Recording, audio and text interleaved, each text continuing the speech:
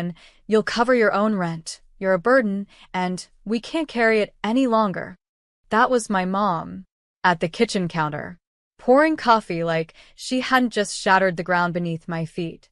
My dad sat there reading his paper, nodding absently. My sister scrolled on her phone, pretending not to hear. I didn't argue, didn't defend the 10 years I'd spent building a career they called pointless, the freelance contracts that kept their lights on more than once, the unpaid hours I'd invested in their family business. I just went upstairs. "My name is Avery Sloan, I'm 29. And if you think you know how this ends, stay tuned. What happens when the family that calls you a burden finally feels the weight of your absence?" That night, I packed my things. No screaming. No scene. I folded my clothes, boxed up my books, unplugged the lamp they never noticed was mine. By dawn, my car was full. I left my keys on the counter with a note.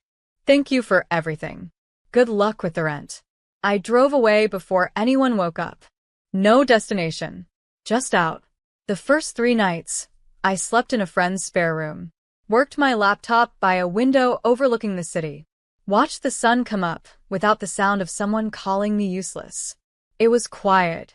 Too quiet. Then, on the 4th morning, my phone buzzed. It was a text from Dad. "The rent is due. Where are you?" I stared at it, because in that one line, I could hear everything they'd never said out loud. They didn't just lose me. They lost the lifeline they'd been standing on without realizing it. I didn't reply to Dad's text. Instead, I opened my budgeting app, the one they didn't know existed. Every dollar I'd ever loaned, covered, or quietly paid off logged. I'd carried them for 3 years. Gas bills, grocery tabs, that family emergency in 2022, all me, while they told me to get a real job. I remembered sitting on the cold apartment floor once, working through a fever, because Mom said the Wi-Fi needed to stay on for my sister's Zoom interviews. I paid that bill with a card I was 3 weeks late on. Now, I wasn't late on anything. I was free, but they weren't. By Friday, I had 3 missed calls from Dad, 2 from Mom. Then a voicemail. "Sweetheart, we didn't mean to upset you. Rent's just due, and your sister's still looking for work." I stared at the wall. Not in anger. Not in pain. In clarity. They didn't want me. They wanted my stability. And now, the house was shaking. That evening, I booked a small room in a co-working space downtown. Not glamorous, but it had light, plants, and people who respected creative work. I finished a client's website, hit send, and watched $3,200 land in my account. Then my phone buzzed again. This time, it was my sister. Not to be rude, but did you cancel the car insurance?" I smiled. Sure did. That's the first of many. Because if I was the burden, then it was time they learned how heavy I'd truly been. I didn't just cancel the car insurance. By Monday, the internet plan was gone too, the one under my name. The family Netflix, Spotify, Apple Cloud. All mine. All gone. Avery, the burden, had just unplugged the house. And still no apology. Instead, another text from Mom. "We're struggling because of your reaction. This is your family." Ah. The classic guilt card. But I wasn't buying it anymore. They weren't struggling because I walked away. They were struggling because I'd been silently propping up everything, like drywall hiding rot. I opened the shared Dropbox folder we used to manage bills. Years of my payments. Quiet contributions. Even that month I covered Dad's dentist work while skipping my own checkup. I exported the file. Labeled it. Open file folder, burden, XLSX. Then sent it to the family group chat. No caption. Just the truth. 2 hours later, silence. Then ding. My brother, the golden boy, the one who once laughed at my silly design gigs, messaged me privately. "Hey. Didn't realize you were doing all that. Can we talk?" I stared at the screen. Was this remorse or strategy? I replied, "Sure. But I'm no longer accepting emotional payment as currency. If you want my time, you'll treat it like it costs something." Because for the first time, my work, my presence did have value. And if they wanted even a conversation, they'd have to pay for it. 3 days passed. Not a word from my parents. No apology. No explanation. Not even the decency of silence. Just passive-aggressive status updates from mom about her migraine getting worse, and dad's blood pressure acting up again. But I didn't flinch. I didn't call. I focused on me. My client list was growing. One of my designs, a branding package I'd nearly declined while covering their rent, had just landed in a national campaign. My name wasn't on the billboards, but it was in the invoice. Avery Dane Design, paid in full. The money I used to pour into family bills? Now it went toward me. Books. Therapy. Finally fixing the brakes on my old car. Finally buying real health insurance. Small things that felt like freedom. Then a knock. Not a call. Not a text. A knock. I peeked through the curtain. Dad. Alone. In his hand, a brown envelope. He looked old. Older than 3 weeks ago. I opened the door without a word. He didn't say much either. Just handed me the envelope and muttered, "Your mother's not doing well." Inside, an itemized list. Every dollar I'd ever contributed. Dates. Amounts. Even the utilities. At the bottom, scrawled in Mom's handwriting. "We didn't realize you carried us. We're ashamed. We're sorry." There was no request. No manipulation. But for the first time in my life, it sounded like truth. I stared at the letter in my hands long after Dad left. A ledger of guilt, written too late, but somehow not late enough to be ignored. But this wasn't about him, or even my mom. This was about Marla, my older sister, the golden one, the one who once told me my career was arts and crafts with a keyboard, who laughed when I bought second-hand dresses and mocked me for driving a 2005 Honda. The same Marla who now posted online about manifesting abundance from her waterfront condo, bought, of course, by my parents' savings. Savings that I had protected, preserved, built. And now, it was Marla's turn to face silence. I sent no messages. No angry calls. Just opened my laptop and clicked cancel on the monthly autopay tied to her insurance. That night, her text came through. "Marla, hey, my car insurance lapsed. I'm on a road trip. Can you fix this?" I let it sit unread. Then another. "It's literally dangerous. I'll pay you back." Then a voice note. Fake casual, sugary. "Hey bestie sis, can you help out? Mom said you're doing well." I exhaled long, slow. Then typed. "I've decided to carry only what's mine. That doesn't include your car, your rent, or your emotional overdraft." No reply. But on Facebook, her latest post was gone. In its place, a blurry image of a hotel bed with a caption.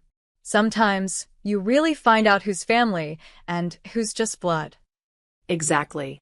The doorbell rang just before noon. I knew who it was.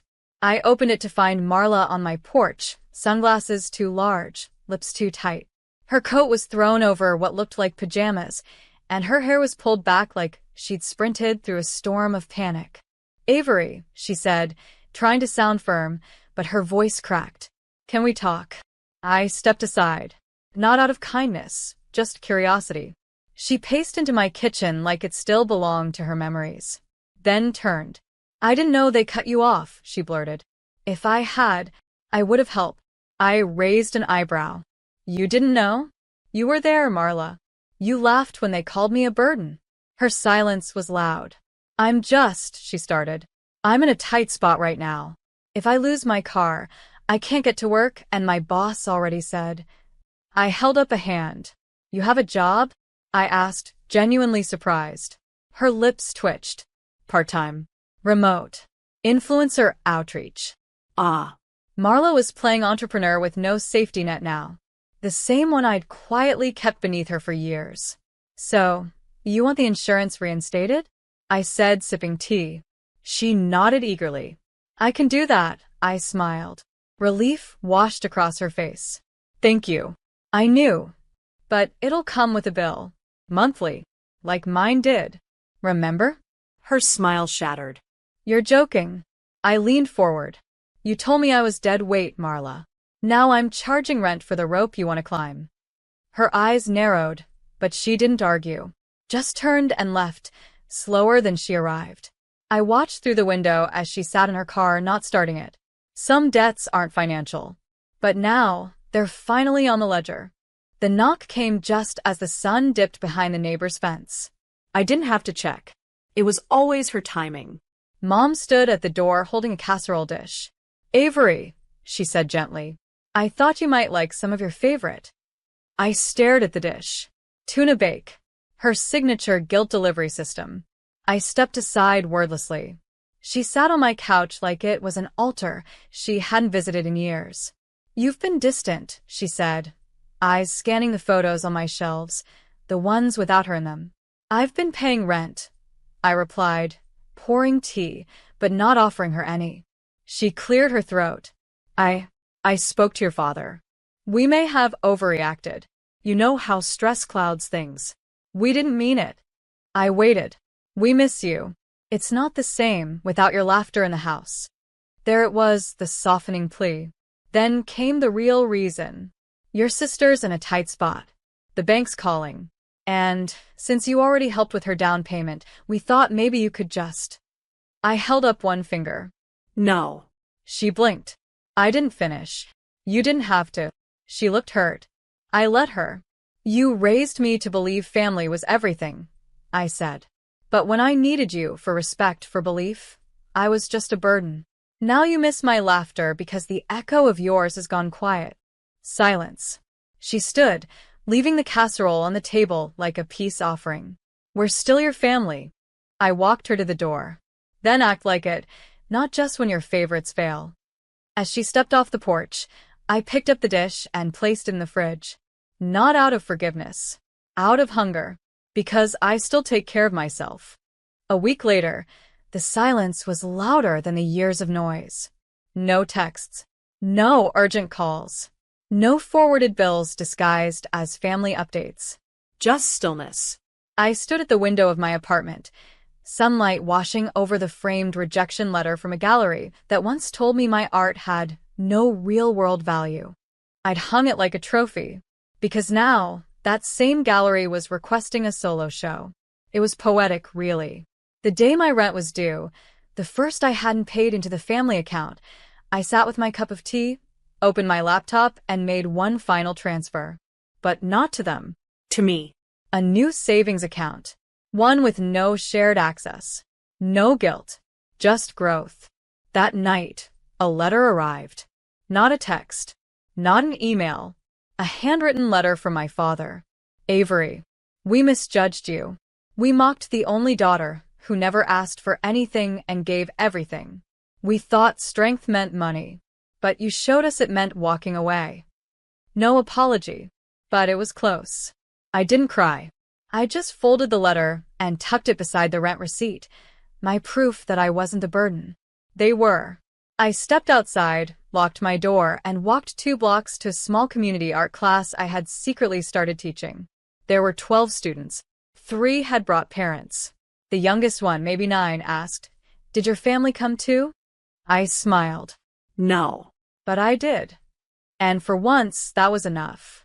Back home, I pulled the casserole from the fridge, reheated it, and ate it slowly. Every bite a memory.